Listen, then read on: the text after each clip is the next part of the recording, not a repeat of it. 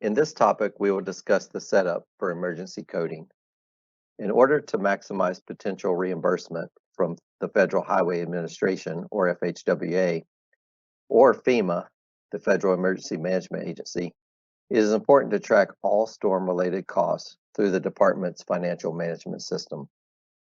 The setup of proper codes controls the budgeting source of the expenditures and provides unique tracking for each emergency event. Code setup is coordinated between the Office of Work Program and Budget and the Office of Comptroller, General Accounting Office. When an emergency is forecasted for Florida, it's important to classify the size of the impact for the current situation. Depending on the estimated impact size, one of two different processes should be completed to prepare for an event. A small impact would consist of a lower probability of direct impact and/or multiple sources of indirect impacts in a limited area.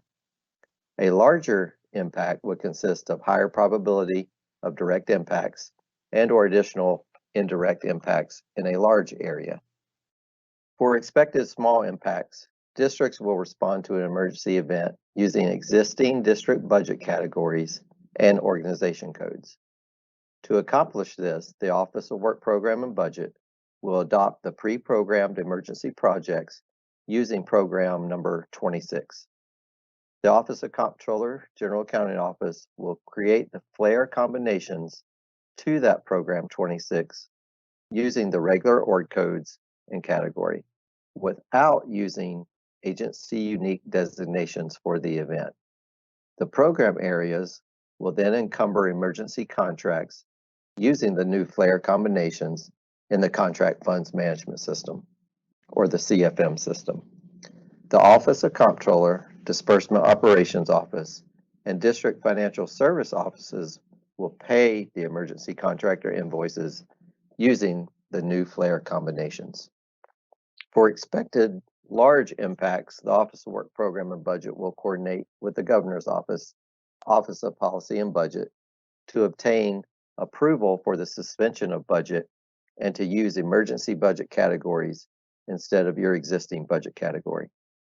Additionally, the Office of Work Program and Budget will create new emergency program numbers and emergency IDs for the event. Then they will adopt the pre-programmed emergency projects using a new unique program number. The Office of Comptroller General Accounting Office will then copy the emergency work activities to the new program.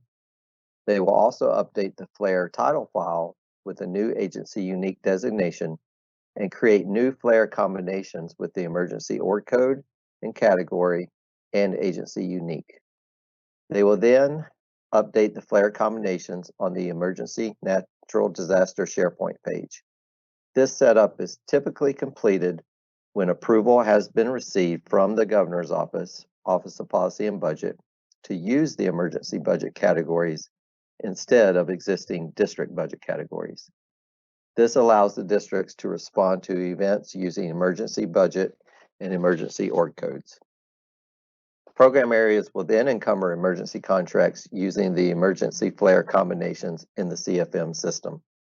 The Disbursement Operations Office in the Office of Comptroller or the District Financial Services offices will then pay the emergency contractor invoices using the new emergency FLAIR combinations.